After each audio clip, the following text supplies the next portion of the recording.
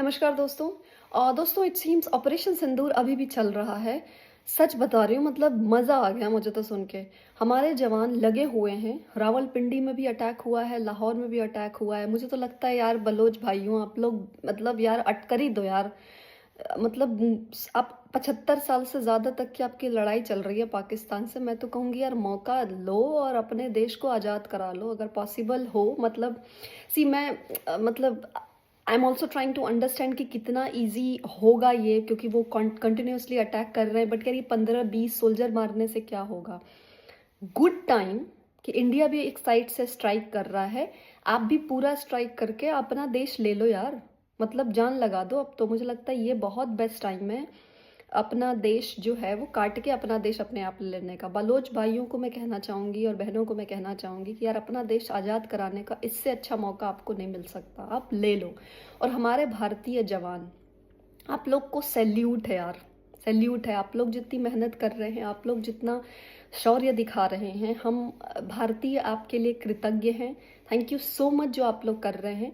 और मुझे लगता है ये एक बहुत अच्छा तरीका है कि पाकिस्तान को एक, मुझे थोड़ा डर तो था कि एक करके हम रुक गए, बट ये रुकने वाले, ये मानने वाले नहीं हैं। उरी हुआ, बालाकोट स्ट्राइक का भी जब हमने ये सब चीज़ें जब हुई हैं, आप देखिए हमने स्ट्राइक का रिपोर्ट मतलब जब उसका दिया है, उसके बाद भी ये लोग रुकते नहीं हैं। 2-4 साल के अंदर फिर आ जाते हैं एक नए अटैक के साथ। तो इस बार अगर हम कॉन्स्टेंटली इनको अटैक करते रहेंगे, इनके मिलिट्री जो टेररिस्ट ऑर्गेनाइजेशन जो इनकी जगह पे है, सारों को मारना है। मसूद अजहर का बेटा मरा है, उसकी फैमिली के 10 मेंबर मरे हैं। We have to make sure कि वो सारे मरे। जितने भी टेररिस्ट 1993 का जो बॉम्बे टेरर ब्लास्ट में जो अभी भी जो बाहर घूम रहा है उसको मरना चाहिए। जितने भी ये अटैकर्स हैं ना, टेररिस्ट, जब तक मर न जाए पाकिस्तान के अंदर तब तक भारतीय सेना को लगे रहना चाहिए। See war is not a time, but ये टाइम प्रीचिंग का भी नहीं है। जो बहुत ज्ञान पेल रहे हैं लोग हम लोगों को कि अरे नहीं नहीं पीस पीस पीस। यार पीस चाहिए, हम पीस में रहना चाहते हैं। बुद्ध का देश तब बनेगा जब युद्ध होगा, क्योंकि लोग मरे पड़े हैं ना। पाकिस्तान मरा पड़ा है कि अरे यार हमसे युद्ध कर लो। जब तुम मरे पड़े हो साले तो फिर भोगो तुम। तो हमारे लोगों को, क्योंकि एक से नहीं मानने वाले, लातों की भूत जो है वो बातों से, एक्चुअली प्रॉब्लम ये है कि मानते ही नहीं है। तो आप कितनी भी प्यार से समझा लो, the problem is people who do not understand और फॉरगेट द हिस्ट्री। उनको ये भी बात याद रखनी चाहिए कि 1947 में पाकिस्तान आज़ाद हुआ। आज़ाद क्या हुआ साला, दूसरा देश काट के बना लिया उन्होंने। धर्म के नाम पे देश बांट के ले गए 1947 में, बट सारे के सारे गए भी नहीं। 100% लोगों ने जो था मुस्लिम लीग पार्टी को वोट किया, लेकिन गए सिर्फ 10%। 90% वो भारत में छोड़ गए। I don't believe in Ganga Jamuni तहजीब के बुलशिट में कि नहीं नहीं वो देश से प्यार करते थे इसलिए रह गए। उनको लॉजिस्टिकल इशू था इसलिए रह गए, और बाकी वो इंडिया ब्लीडिंग बाई 1000 कट का जो उनका नैरेटिव है वो उसके लिए रह गए। पेशेंस बहुत है इन लोगों के पास। इनकी कौम का जो एक एजेंडा है ना कि सबको बना के रहेंगे जिहादी, वो चल रहा है उनका, उसके तहत रुक गए। अदरवाइज आप देखो ना, इनके जो आइडियल होते हैं वो औरंगजेब टाइप लोग क्यों होते हैं, मोहम्मद गजनवी गोरी टाइप लोग क्यों होते हैं। इनके आइडियल जो हैं वो अब एपीजे अब्दुल कलाम क्यों नहीं होते, के मोहम्मद साहब जैसे लोग क्यों नहीं होते, आरिफ मोहम्मद साहब जैसे लोग क्यों नहीं होते, क्योंकि इनको रेडिकल ही बनना है, इसीलिए नहीं होते।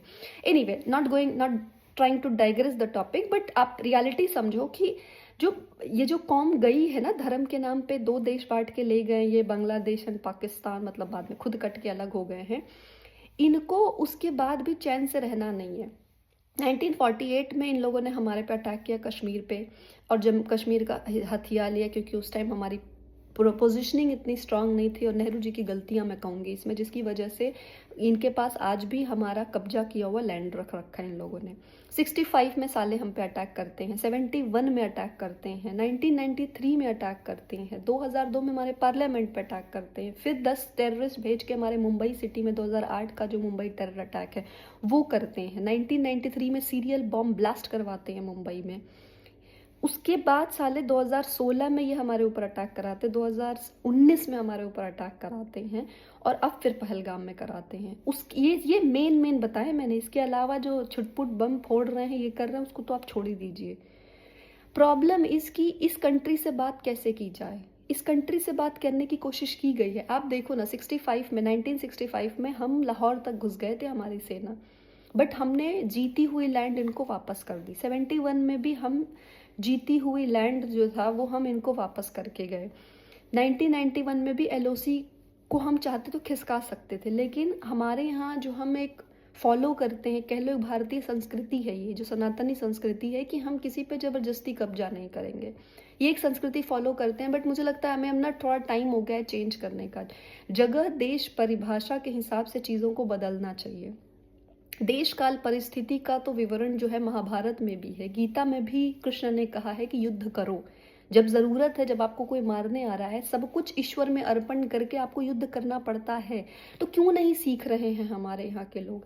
अब टाइम आ गया है, अब आप 1970s के इमोशन के हिसाब से 2025 का युद्ध मत लड़ो। ओवैसी ने सही बोला, घर में घुस के सिर्फ मारो मत, घर में घुस के जाके बैठ जाओ। आई अंडरस्टैंड कि हॉस्टाइल पॉपुलेशन है, तो आप ऐसा नहीं कि लाहौर कब्जा कर लोगे, कब्जा नहीं करना, बट एटलीस्ट टेररिस्ट जो उनके लोकेशंस हैं उनको नस्ते नाबूद करने का टाइम आ गया है, छोड़ना नहीं है। जितने भी इनके टेररिस्ट कैंप एग्जिस्ट करते हैं, ये जो 49 टेरर ग्रुप एग्जिस्ट करते हैं उस कंट्री में, we have to clean that ground. वो सारे टेरर ग्रुप होने चाहिए। हालांकि मैं मानती हूँ कि जो देश ही ऐसी मानसिकता, विकृत मानसिकता से घिरा हुआ हो, उसको तो आप क्या ही कर लेंगे काबू, बट फिर भी अपने साइड से हम जितने भी टेरर कैंप हैं उनको क्लीन कर सके, हमें क्लीन करना है। साले हमारा देश का लैंड जो POJK है, पाकिस्तान ऑक्यूपाइड कश्मीर और जम्मू है, उसको सालों ने लेके उसको टेरर ग्राउंड बना रखा है। तुमको चाहिए क्यों हमसे हथियाई हुई जमीन? इनको कब्जा इसलिए करना है ताकि उसको जगह को कब्जा करके वहां पे क्या करेंगे, ये वहाँ पे टेरर कैंप्स बनाएंगे, वहाँ पे ये जिहादी ट्रेन करेंगे, सुसाइड बॉम्बर्स ट्रेन करेंगे। ये चल रहा है इनका। मुझे लगता है इंडिया को अब बहुत बात हो गई मोदी जी से, like starting from Nehru to till Narendra Modi.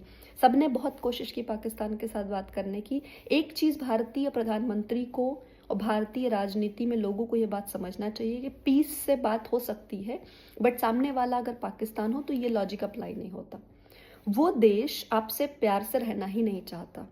अगर वो प्यार से रहना चाहता, ढंग से ग्रो करना चाहता, वो देश को कुछ नहीं करना था। पाकिस्तान अगर अलग हो ही गया था, पाकिस्तान हमारे 400 मंदिर जो हैं 1947 से लेके अभी तक जो तोड़े हैं उन मंदिरों ने, जो नोन हैं, पता नहीं और कितने तोड़े होंगे। हिंदू पॉपुलेशन को उन्होंने जो इरेडिकेट करा है, इवन क्रिश्चियन पॉपुलेशन को जो इरेडिकेट करा है, पाकिस्तान को कुछ नहीं करना था। वो सिर्फ हमारे मंदिरों को अच्छे से डेकोरेट करके हिंदुओं को फलने फूलने भी देता ना, तो भी उसकी इकोनॉमी ढंग से चल जाती। 400 करोड़ GST तो हमारे अकेले रामलला के मंदिर ने भरा है यार लास्ट ईयर। अगर तुम हमारे मंदिर ढंग से रखते ना, तो हम लोग खुद आते पाकिस्तान में, अपने मंदिरों में दर्शन देते। हमारे पास हिंगलाज माता का इतना शक्तिपीठ बैठा हुआ है, अरे हम कितने मंदिर आते, शारदा माँ पीठ बैठा हुआ है, हम लोग आते, तुम्हारे इकोनॉमी बहुत अच्छे से चलती। लेकिन नहीं, जब जिहाद ही प्रोपेगेंडा है, जब लोगों को मारना काटना ही जब तुम्हारे लोगों का मकसद है, तो फिर ऐसे देश के साथ आप बात नहीं कर सकते। कोई आपके पीछे चाकू लेके दौड़ रहा है और आप उसको से बात से नहीं मानेगा वो आपको।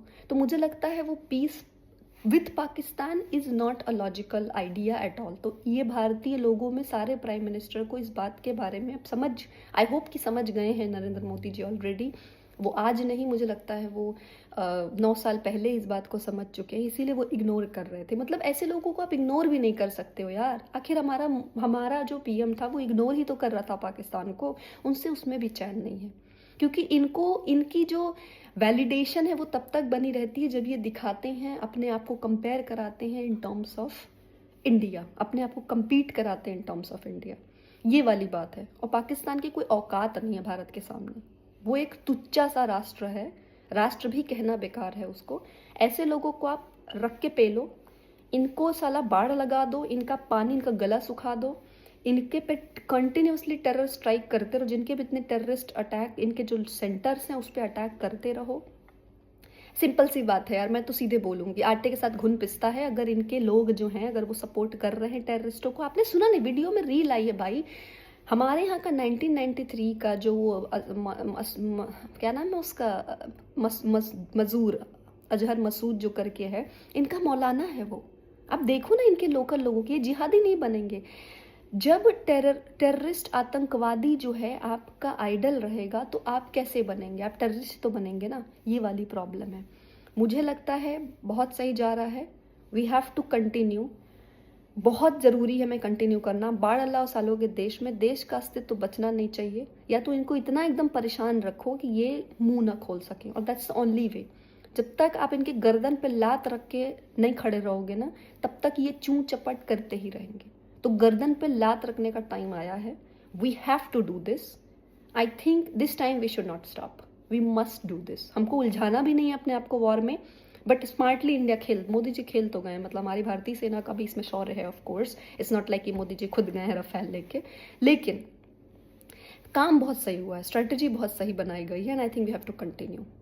जो लोग, जिन जवानों ने शहादत जिनको मिली है, जो लोग मैं कहूँगी जो हमारे एक दो जवान हैं जो एक्चुअली वीर गति को प्राप्त हुए हैं, उन जवानों को के आत्मा के लिए मैं प्रे करती हूँ। आप लोगों ने बहुत शौर्य दिखाया है। मैं एज अ भारतीय आपके बहुत आभारी हैं। जय हिंद, जय Bharat. Let's wait. I hope this time हमको कुछ तो ढंग का सॉल्यूशन मिलेगा, इफ नॉट परमानेंट, कुछ तो ढंग का सॉल्यूशन मिलेगा। As we should not kid our self, permanent solution तो हो नहीं सकता, लेकिन एटलीस्ट कुछ लंबे टाइम का सॉल्यूशन तो we need to do it for them, and I think हम राइट डायरेक्शन में हैं। ओके, दैट्स ऑल दोस्तों। जो भी डेवलपमेंट होती है I will make more video on that. नमस्कार, जय हिंद, जय भारत।